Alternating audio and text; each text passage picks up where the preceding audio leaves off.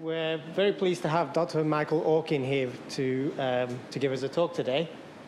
And Dr. Michael Orkin has a very distinguished career. He's currently managing scientist at Exponent, a publicly traded scientific consulting company here in Menlo Park.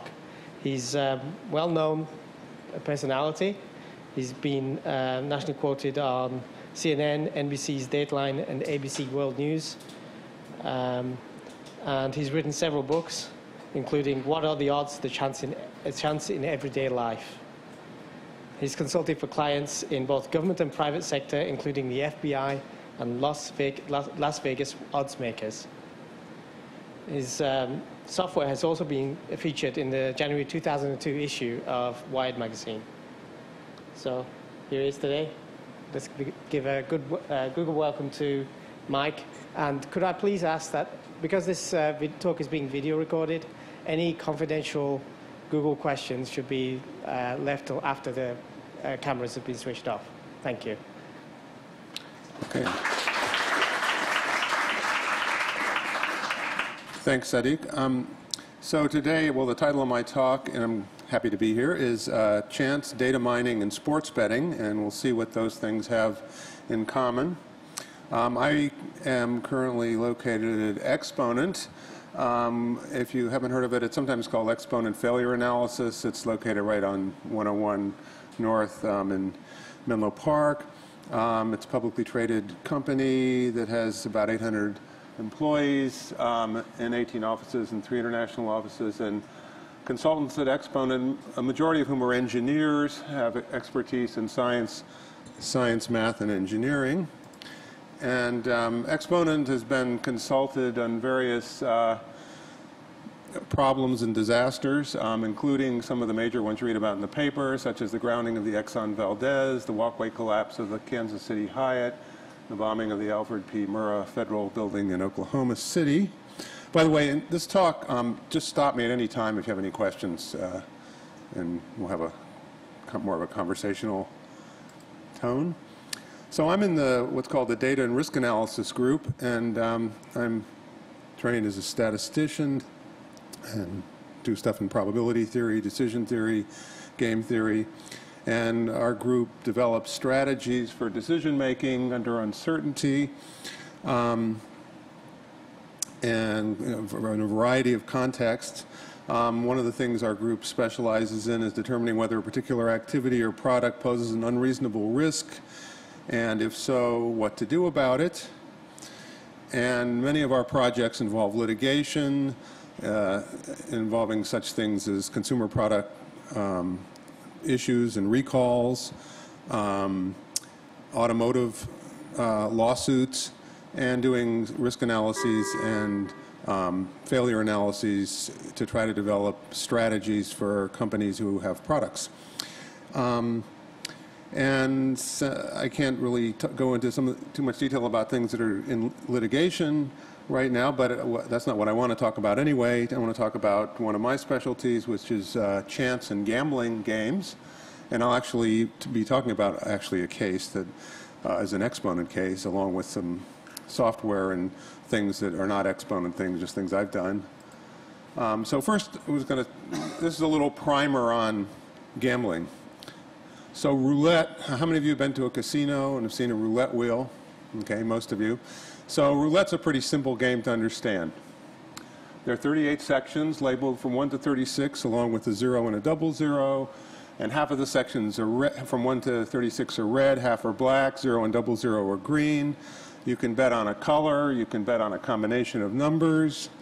You can make varieties of bets at the roulette table. And one of the bets is number 17. In other words, you put some chips on number 17. The wheel is spun, the ball is dropped in. 17, the ball lands in the slot marked 17. You win, otherwise you lose. And since there are 38 sections on the wheel, your chance of winning is 1 in 38. If you bet on red, since there are 18 red sections out of 38, your chance of winning is 18 out of 38. So you're much more likely to win a red bet than you are a bet on number 17. So to get people to make this bet, what does the casino have to do? they have to offer higher payoff odds. And so the payoff odds for this bet, a bet on a particular number, are 35 to 1. That means if you bet $1 and number 17 comes up, you'll make a $35 profit. You'll get your dollar chip back plus another 35. Okay? Well, there's a mathematical theorem called the law of averages. It's called the law of large numbers by mathematicians. And it says that if you repeat an experiment independently over and over again, the fraction of times that something comes up will be the same as the probability of it happening in one trial. So the probability of it happening in one trial on this bet is 1 in 38. So you don't know what's going to happen in one bet or two bets or a few bets, but in repeated bets, you'll win an average of 1 in 38 and lose an average of 37 for a net loss of $2. So that's $2.38 bet, which becomes 5.3% profit for the house being the casino. So that's called the house edge in roulette. And it's very straightforward, cut and dry math. This is what happens if you repeatedly make a bet in roulette. Like I said, you can get lucky, you can get unlucky and lose sooner than at this rate, or you can win and quit. But in repeated play, you will eventually lose and go broke at roughly the rate of 5.3 cents per dollar bet. Sooner if you have a losing streak. Okay, so that's that's sort of the facts on betting on number 17 in roulette, and in fact on making just about any roulette bet or combination of roulette bets or other betting strategy applied to roulette. Okay? So you can show mathematically that this is what happens, period. For instance, people use some sort of sophisticated strategies like double your money if you lose and keep going until you eventually win. You've heard that one, the double up strategy. So you start out by betting $1, and if you lose, you bet $2, and then if you lose again, you bet $4, and eventually you'll win, thereby covering your losses. Okay? So that's an interesting strategy that people use in various types of investment situations, namely, if you start losing, bet more. And you can show that that's not a good thing to do. And in fact, it's really not a good thing to do in a losing game. And one of the reasons it's not a good thing to do is that the house has a betting limit, and if you have an unlucky sequence of losses, you can't double your bet because they won't let you bet that much. And another problem is that you have a betting limit. If you have an unlucky sequence of losses, you might run out of money before you can double your bet and come out ahead. Anyway, so that's the sort of the quick tour of roulette. Now, if you talk about roulette bettors, you could say a roulette bettor who makes a profit after 10 bets would be lucky. But a long-run profit would be very weird. The math says it's really unlikely to happen. So a possible explanation for somebody who makes a long-run profit in roulette, they're cheating. So they have some scheme worked out, and they're not really playing according to the regular roulette odds. On the other hand, you can also detect if a roulette bettor is losing more than he or she should. In fact, if a roulette bettor is losing after 10 bets, so what? They're unlucky. But if they lose in the long run and repeated bets faster than they should, faster than chance predicts, 5.3 cents per bet, that would also be weird. That would be equally weird as the winner.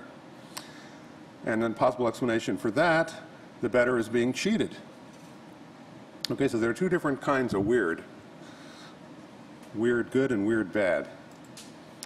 Okay, but anyway, where do you draw the line between luck and something else is going on? So statisticians, that's sort of the basic question of statistical inference. Traditionally, 5% is a cutoff point, which is called statistically significant. If what you observe has less than a 5% chance of happening under ordinary circumstances, you conclude that something else is going on.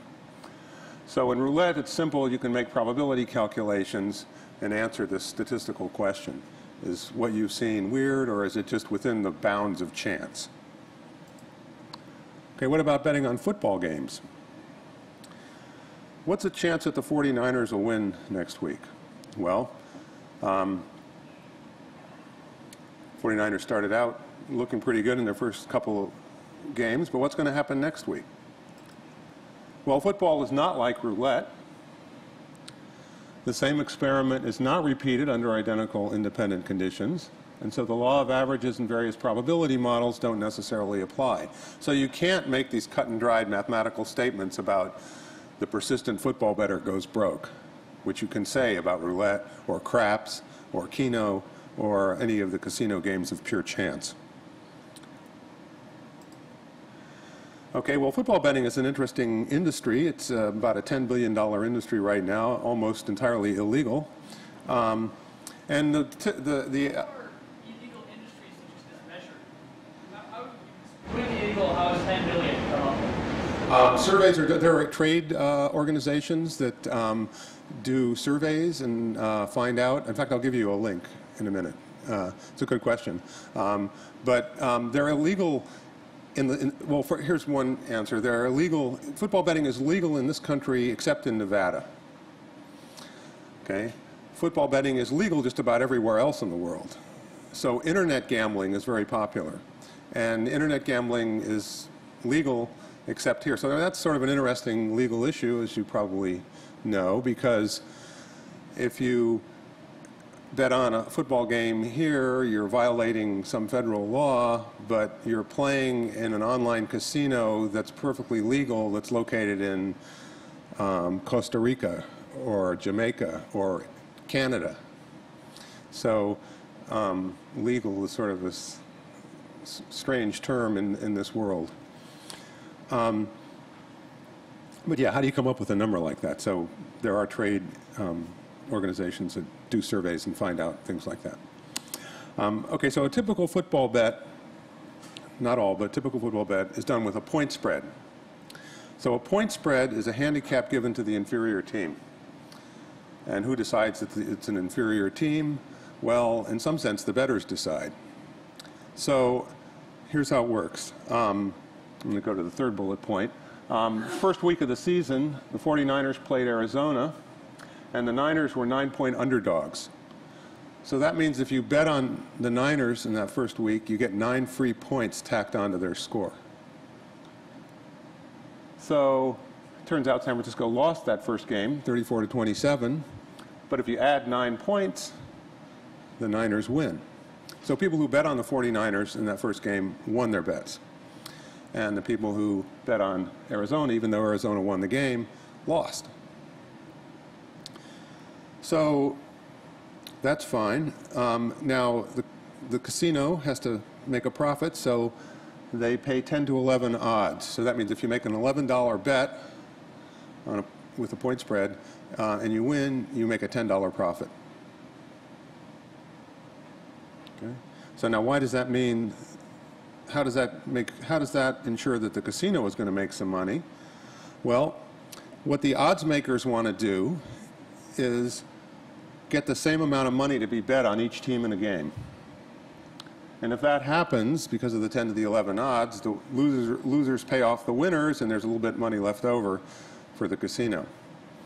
So if there are 2 bettors on a game and each bet's $11, that's $22 bet, and one wins, the other loses. So the 10 is paid off out of the 11. That's $1 left for the casino.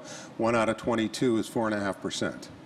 So if the casino gets an even split of the money on a game, then they make a 4.5% profit on that game. It doesn't matter which team wins. So that's what they want to do. Now, if one team has an 80% chance of winning and the other team has a 20% chance of winning, whatever that means, but everybody likes the 20% team, then the point spread is going to be shifted so to get more money bet on the team that really should be the one that everybody's betting on. So if the betting public is foolish, the point spread may give a statistical advantage to the smart bettor who knows that they're betting on the money's coming in on the wrong team. So that's different from roulette. On the other hand, if the betting public it's different from roulette in the sense that it's sort of like the stock market. The odds are determined by the public, and if the public doesn't know what they're doing, the bettor who does know what he or she's doing can take advantage of that situation. On the other hand, if the betting public is smart, equalizing the betting action will also equalize each team's chance of winning, and the game will be equivalent to a coin toss. Okay, so you don't want to get 10 to 11 odds for betting on a coin toss. So in order to win in the long run, you have to find situations in which the betting public isn't smart. In other words, in which your chance of winning is greater than 50%. So it turns out that if you just look at some basic situations, like how often does the home team win? Well, if you look at the years 1993 to the present, the home team actually wins the game almost 60% of the time. But when you factor in the point spread, it's almost a 50-50 split. So if you just think, I'm just going to bet on the home team because I know they win 60% of the time, you're going to lose. Because the point spread completely equalizes that. Okay, so what do people do? Well, in one form or another, a lot of sports bettors do data mining. Of course, some of them don't actually use software. They just pour through data by hand. But nowadays, there are a lot of sophisticated sports bettors who actually use software. And so, you know, in general, data mining software is used to find predictive patterns in large data sets. So people use data mining for all kinds of things, investment strategies, web surfing patterns, just to try to find patterns. And I wrote some software to search football data that sort of points out some of the issues of data mining.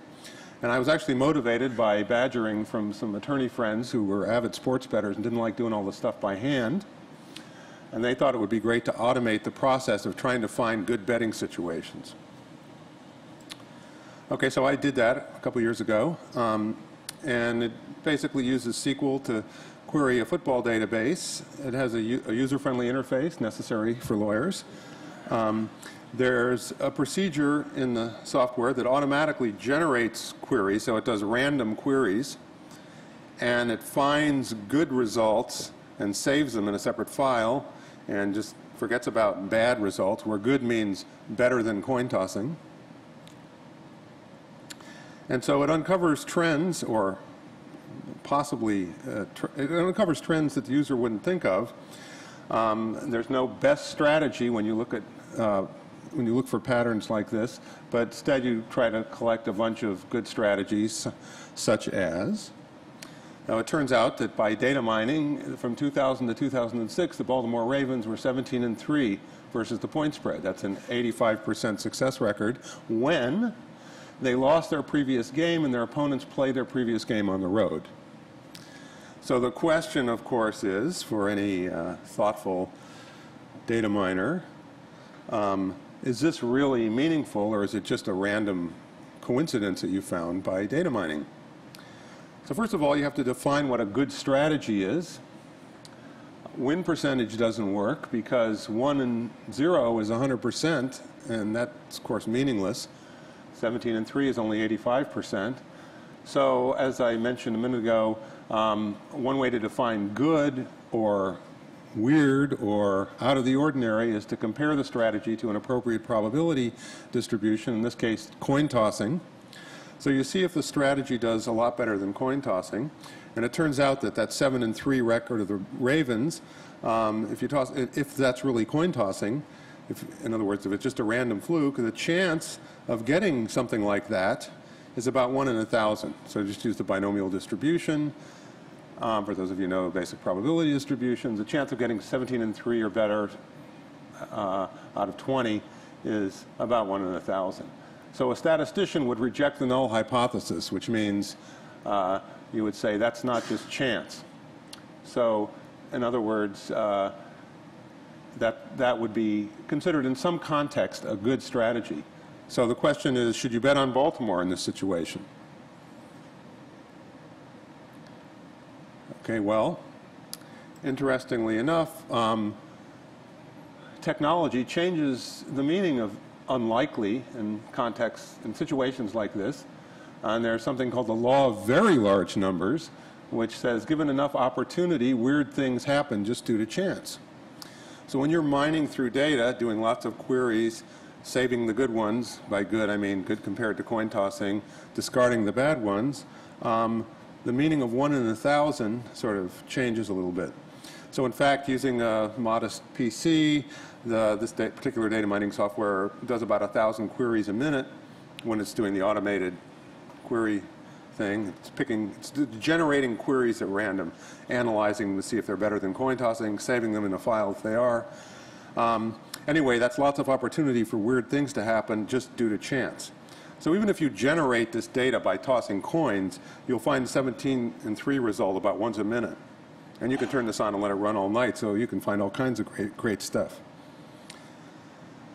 Okay, so statisticians consider something statistically significant if the chance of occurring is less than 1 in 20 under a suitable hypothesis. In the data mining environment, even 1 in 1,000 doesn't necessarily mean rule out chance. So more generally, these kinds of techniques in which you're doing repeated queries and analyzing them sort of comes under the general heading of multiple comparisons. You're testing lots of statistical hypotheses at once, and what happens is you might find some useful things, you might find some strategies in which you'll win money, but a lot of the stuff you're going to find is just random stuff. So that's one of the issues with, that's one of the big issues when you're doing things like data mining of this type that you have to deal with. And of course, there are some standard procedures for dealing with that. The main remedy is you apply your strategy that you've developed by looking at some data to a fresh set of data and see how it works there. So what statisticians would call it, or decision theorists, you'd have a training sample and then a new data set that you'd apply your thing to. And so then if it's just due to chance from mining the training set, it won't work on the new data. Or you can do a simulation, do a lot of random queries and compare your results to a probability model. So for example, if you're doing a lot of random queries on this football data and you're comparing, you draw a graph of the results, you should see a record of 17 and 3 occurring with a frequency of about 1 in 1,000 if it's just due to chance. If you get some weird pattern in your histogram or whatever graph you're looking at, then maybe there's something other than coin tossing going on. Any questions so far? Well, it seems like we could also just bet on all of these flukes. And the ones which are useless are going to be 50-50 for you. You'll lose a small amount of the C%. And the ones which are actually useful will win money. That's exactly what lots of people do, except for the part about winning money. It turns out that the 10 to 11 odds are a little bit deceptive, and you have to win more than 52.4% of the time in order to make a profit because of that. And but that is a standard strategy. People they either by hand or using software find lots of these types of situations that look like they give you an edge, and they'll just bet on them, and they'll even rate them, like this one's really good, and so I'll bet more on the one that's really good than the one that's just sort of good, and I think some people are modestly successful doing things like that. Any other questions? Okay. Let's see. An earlier version of the software was featured in Wired magazine in 2002 in the street cred section. But let's actually look at the software for a sec. If I can get it up here. So this is it's called the optimizer. And so let's say you want to see how the home team does so it has this sort of user-friendly interface, 2001 to 2006. In the month of September, can you see that? I guess you can sort of see it. You get the statistics, and you can see that the home team from 2001 to the present, not including last week's games. So SU means straight up. They're 144 and 110. They won about close to 57% of their games. But versus the point spread, they're almost 50-50 at home. This is just the home team. And this z-value is that's the measure of how far away from coin tossing it is. A large z-value means very unlikely under coin tossing. There's another kind of bet in football called the over-under, where you try to guess what the total score, where you bet on whether the total score will be over or under a particular number. So the software keeps track of that too. Okay, so if I wanted to look at a particular team, let's look at Atlanta. How do they do in September? Okay, so Atlanta's 5-3 on the road, 4-4 at home versus the spread in September, and so on. Suppose I wanted to see which team had the best September record, looking at all records of this type. I just click Optimize, and I see that Jacksonville is actually 12-4 versus the spread in September, which gives them a, so that's another one of these good records. And so you can also look at what happened in the last game, won or loss. So let's look at games where, let's see, go back to take that off. The home team, just playing around here, won their last game and played at home in their last game. How did they do? And so pretty much 50-50 against the spread. So this is basically just a statement of the query up here. Okay, and then you can also look at a list of the games for that query. So it's just a query output. And then this part here gives you certain accesses the file that stores good situations. Okay, so now the automated part, let's say you want to, so I'm going to clear this. Let's say you want to look at just, I'm going to restrict the year range, 2000 to 2006. Let's see if we can find any good strategies for, I don't know, the Niners. So I'm just going to click random search. So it's looking for good strategies for the 49ers, and that search count tells how many queries it's looked at and analyzed. And it's only saving the ones with Z values greater than 2.5. And so far it hasn't found anything. Oops, there it found one. Okay, I'll let it run for another couple seconds. 2. So it's found 2 strategies. Let's just look at the best one. So, and this is a strategy. The 49ers from 2000 to the present, when their opponent's last game was on the road, and the opponent's last game was under, that means not a lot of points were scored, then the 49ers on the road are 2-13 versus the spread with 2 ties. That's a Z value of 2.84. So what that suggests is when this situation comes up, you bet against the Niners because they're 2-13. Okay, and then here's a list of all those 49er games. And then, as I said, you can look at the saved situations in there. Another thing you can do with the software is you can get updates from the web. So if you click on that, it will actually automatically download the scores of this week and point spreads for this week. And you can manage this situations. That means the good strategies you've already found. You can share it with other people. You can import last year's, and so on. You can also print out any of this stuff. So I don't have many saved situations, but if I wanted to look at all the games in in September, I can go for each one. And so I don't think anything's on here, but let's see. I'll just look real quickly. All right, so if you have some people who use this software have thousands of situations, it'll find the ones that apply to a particular game. So anyway, so the part about this software that's that I think sort of interesting is the random search thing, and that is just an automated query generator.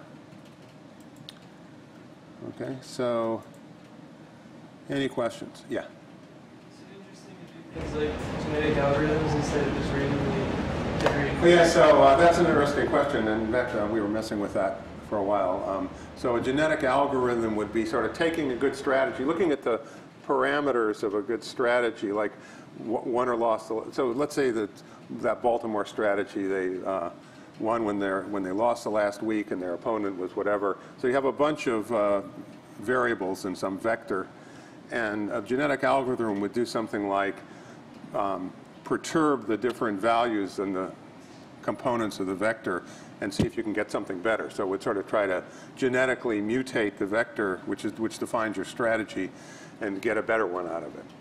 And so, yeah, we started messing around with that. It's not part of the software right now.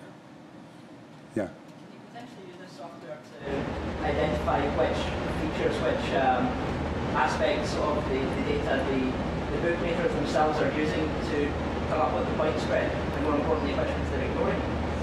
Well, actually, that's a good question. The answer is the way the bookmakers come up with the point spread is they look at the amount of money that's being bet on each team. And if it's not equally balanced, they'll make the point spread more favorable for the team that's not being bet on. They're not really looking at much of anything except the betting money, and that's all automated. Now, they have to start with something.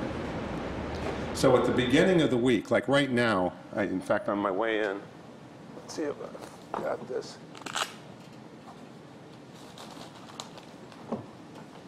In the lobby, I stole the sports section of today's Mercury News, and even though football betting is illegal, sitting right here in the lobby is the Mercury News latest line, pro football. So I can see that this coming week, Philadelphia is a 6-point favorite over the 49ers. Buffalo is a 5.5-point favorite over the Jets, and so on. And then they also have the lines for college football. And if it's bad to bet on pro football, it's supposed to be a real sin to bet on college football because you're sort of corrupting the integrity of the game. But here it is in the San Jose Mercury News. I don't know. What? That's the Nevada issue, right? This is the online issue.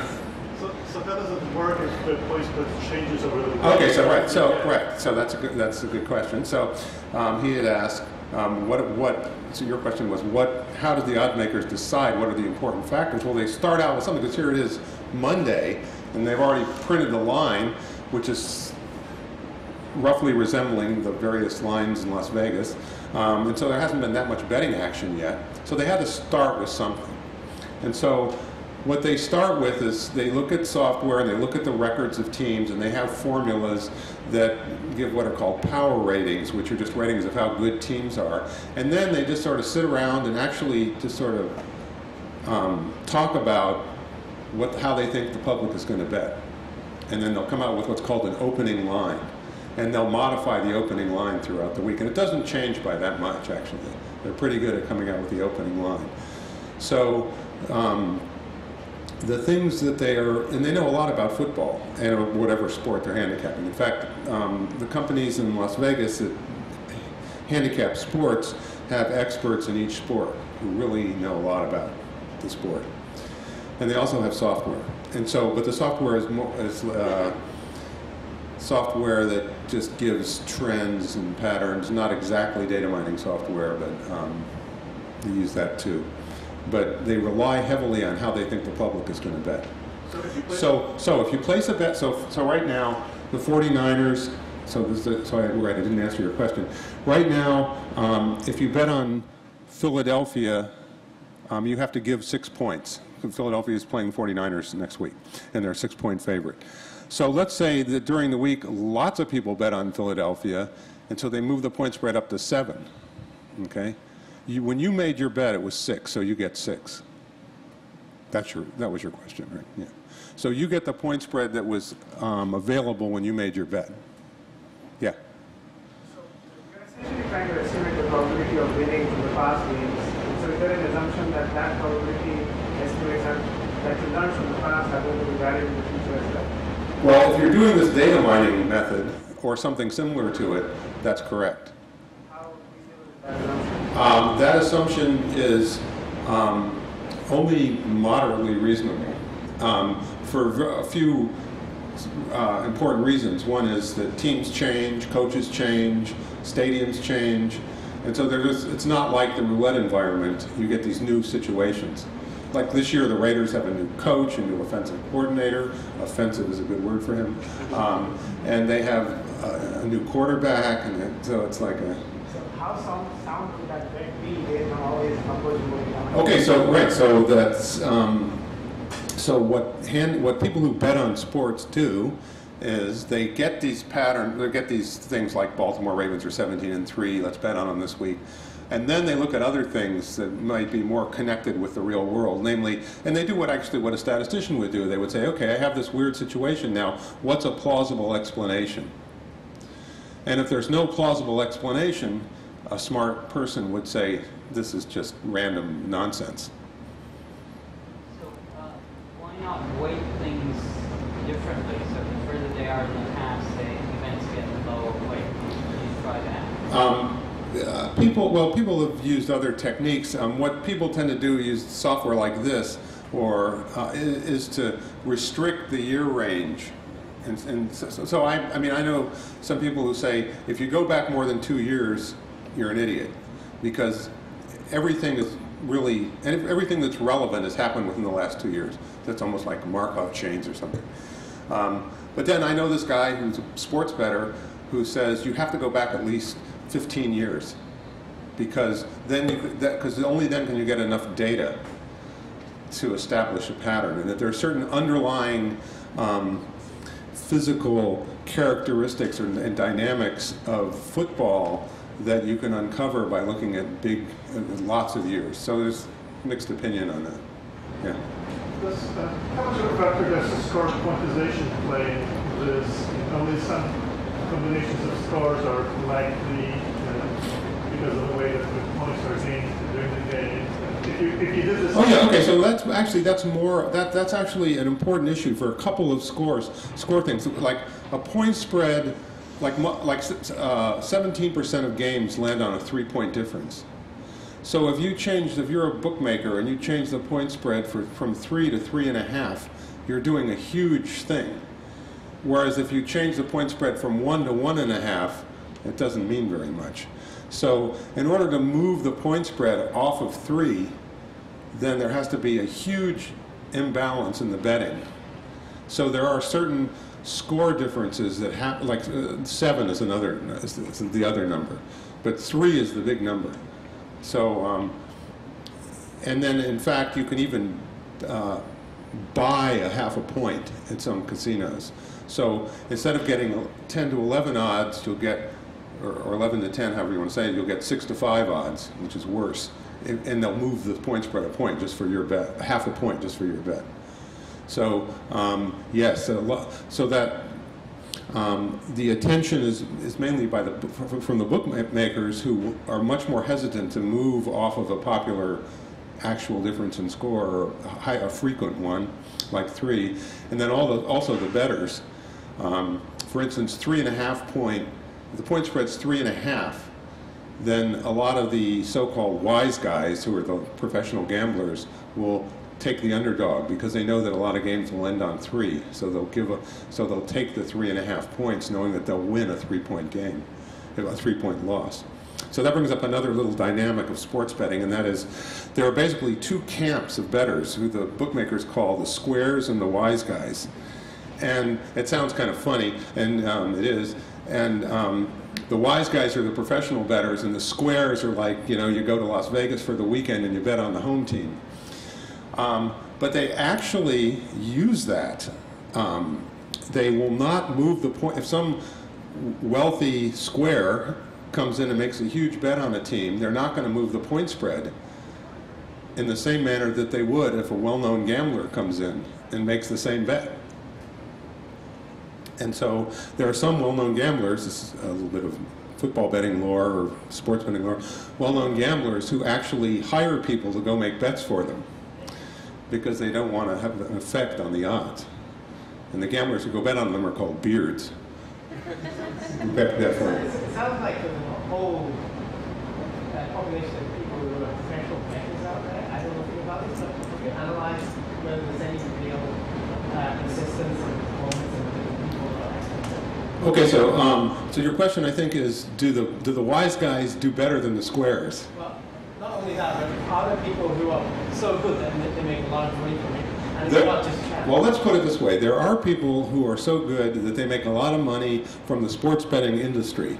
Now, I know a couple of these people, and I know that they make a lot of money by selling information.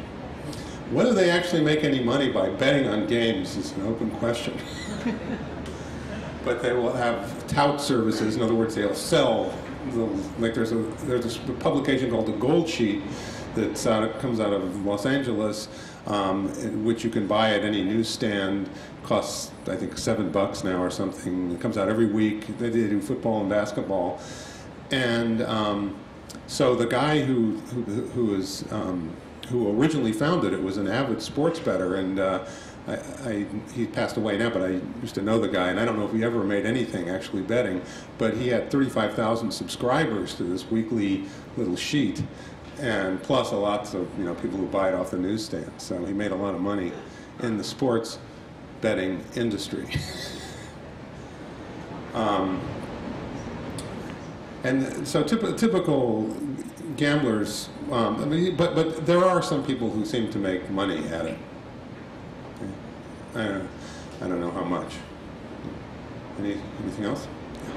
How the strategies that have been output by your software actually perform in creating games? Some of them perform well. Actually, there are a few. I don't really market it anymore because I'm too busy doing other things. But it's available on a website, and there are some people who we have a group of users who swear that the strategies work.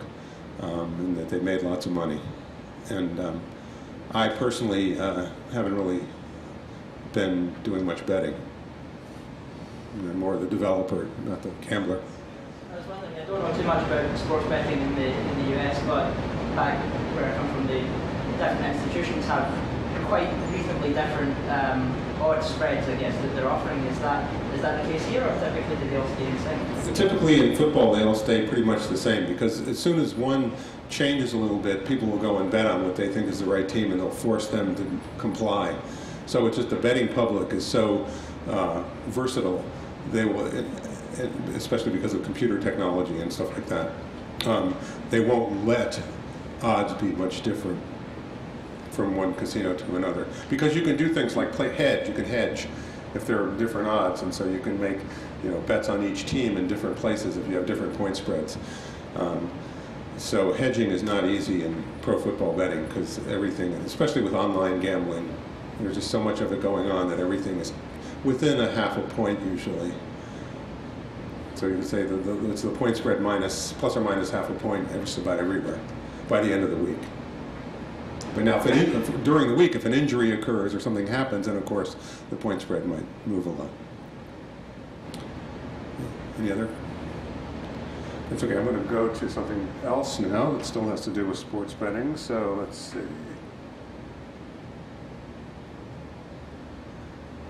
Okay, so this is the website. If you're interested, you can download a free 10-day copy. If you send me an email, I'll send you an authorization key to use it. But you can use it for 10 days for free anyway. It's snoopdata.com of this software. Okay, I want to talk about another little. We have a few minutes. I'm going to talk a few minutes about an actual case that I got involved in as an expert. So I want to talk a little about internet gambling. So, and I'm going to answer your question in a minute. Internet gambling is about a $12 billion industry. Actually, it's more than that. It's more like a $20 billion industry now. Illegal in the U.S. except for horse racing. So I'm not just talking about sports betting. Internet gambling is illegal in this country, technically, except for horse racing. Now, what does that mean? I'm sure a lot of you have seen websites like Party Poker, where you can play poker online. If you play on Party Poker in the state of Washington, you are guilty of a felony right now. You're not going to get arrested, but there's a new law in the state of Washington that makes internet poker playing a felony. So it's a very weird situation. Now notice I say except for horse racing. So that's interesting. And in fact, there's a law that's sort of moving its way through Congress right now, in which the people supporting the bill are making these impassioned speeches on the floor of Congress about how internet gambling is destroying our moral culture and ruining the lives of compulsive gamblers, and it has to be outlawed, except horse racing. And horse racing, of course, betting on horses is legal in California and various states, and so they sort of have a lot of lobbying pressure. And so horse racing, for some reason, is above the fray here and isn't immoral. And you can bet on horse racing on the internet, and it's perfectly okay.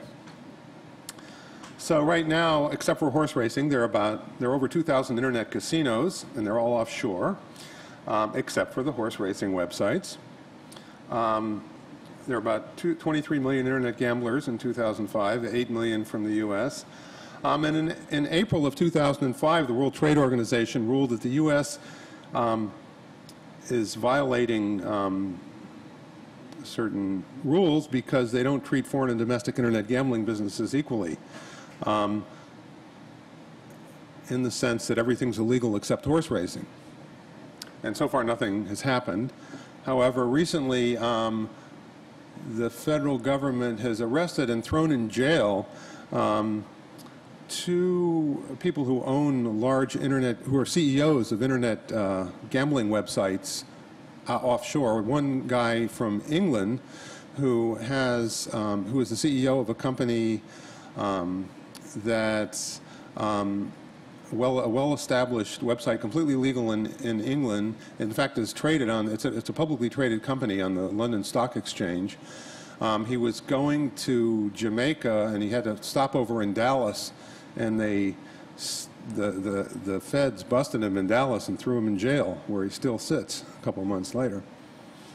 And it's not quite clear. He's charged with violating the U.S. wire laws. But still, they're not going after, no one's going after individual bettors at this point.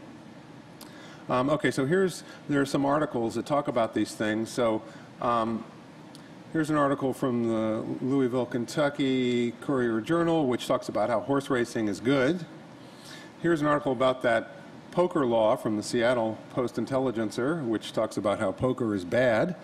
And then here's one of these trade organizations, the American Gaming Association. So if you Google the American Gaming Association, you might find this article. I can email you a copy of this if you want, if you're interested in where these stats come from that I'm putting on some of these slides. They're one of the organizations that gathers data on that industry.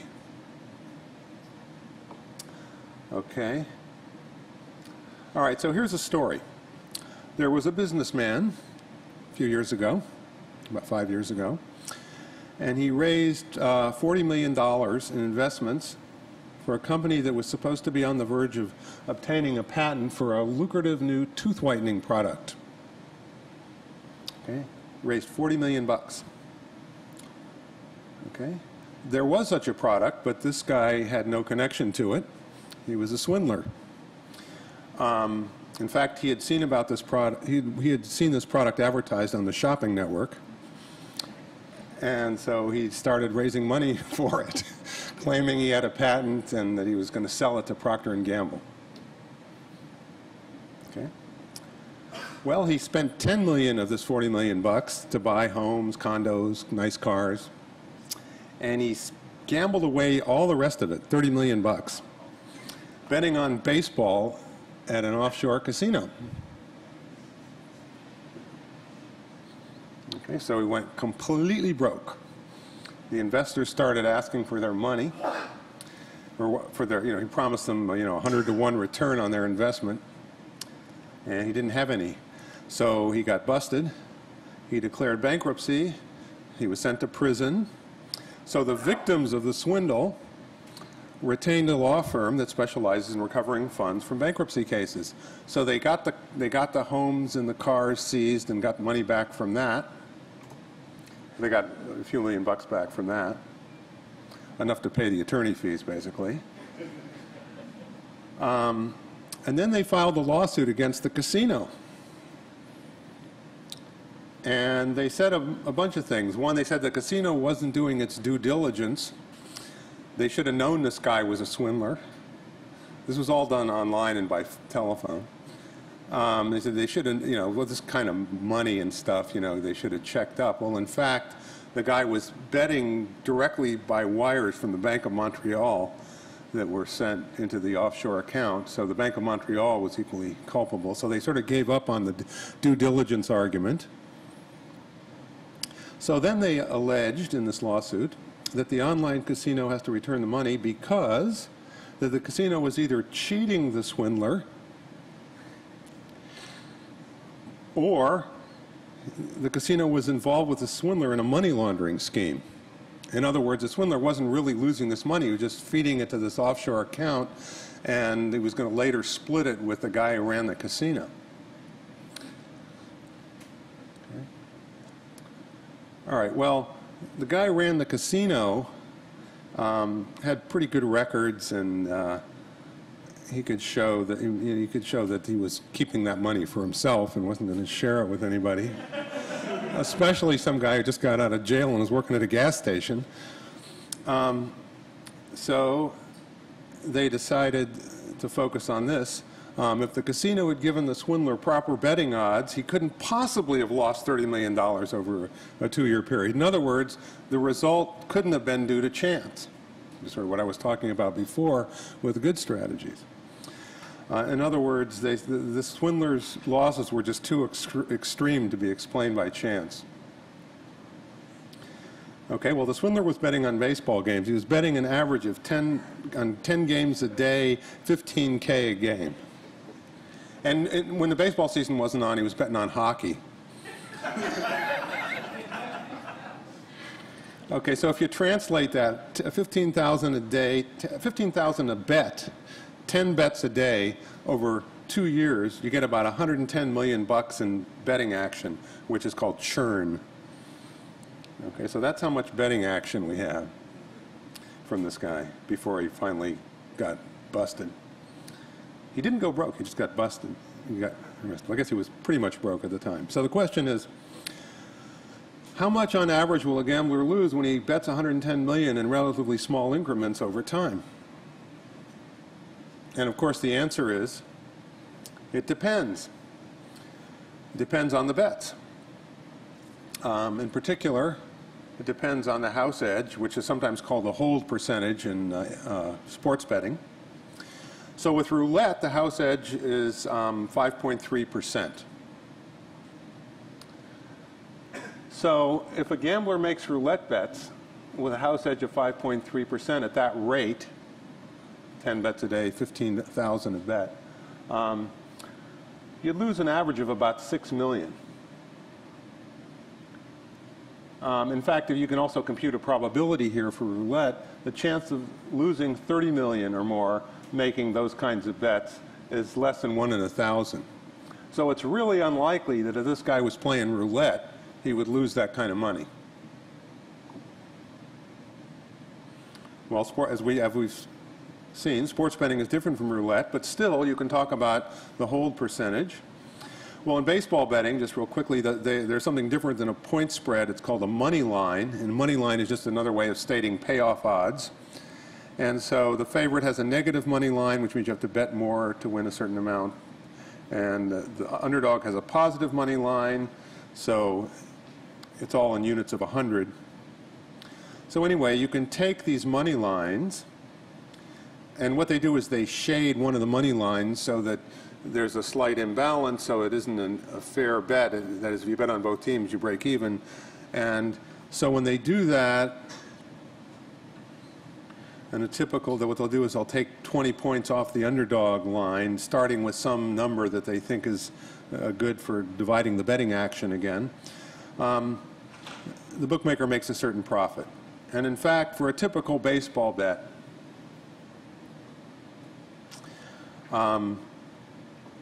the profit, the hold percentage will be in the neighborhood of 4%, similar to point spread bets. So baseball, just betting on a team in baseball, yields about the same profit margin for casinos per dollar bet. Okay? It's not, and it depends very much on how much money is bet on each team in a game. But anyway, that's, so typically that's what bookmakers make, though, on baseball betting, somewhere around 4%. Okay, well, if you do that, if the swindler had been making random bets with a 4%, 3.8% house edge for that whole run of 110 million, he would have lost about 4 million. He was actually, if he actually was using any skill in baseball betting, he might have even done better. He might have lost less than 4 million. Because you can have skill and still lose money, of course. If you have, you can have skill and just do worse than randomness, and because of the odds, you can still go broke. So you can be skillfully bankrupt. But in any event, this guy lost 30 million. So the question is, was he being cheated? Well, it turns out there's another kind of baseball bet called a parlay bet. And some of you may know what a parlay bet is. Parlay bet just means you bet on a bunch of different events, and they all have to happen for you to win. So for example, here's a 4-team, you can do that in any sport.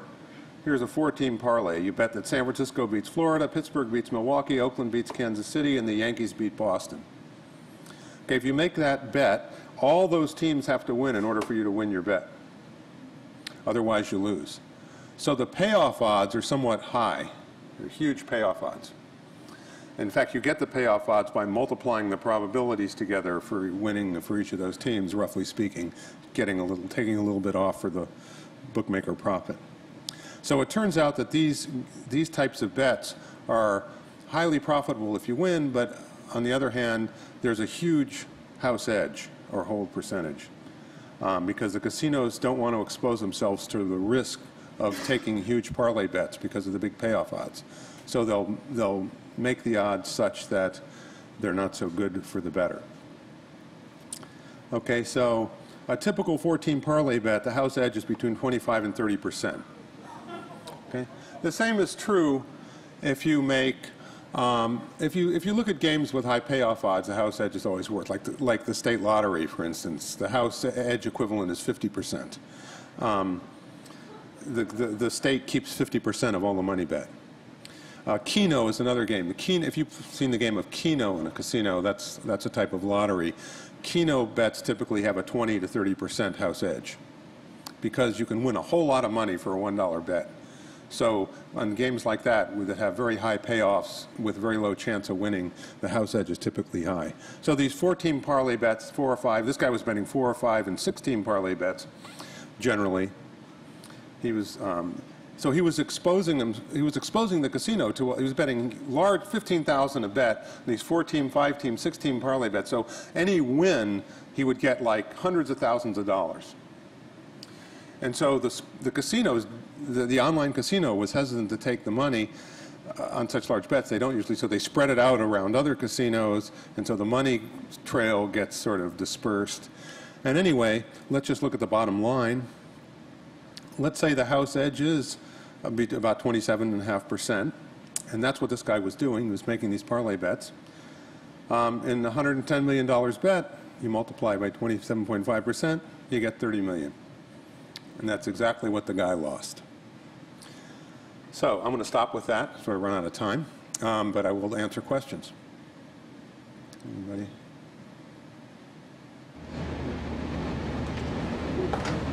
Okay, if anybody wants any other information, just come on up and get it. Thank you very much.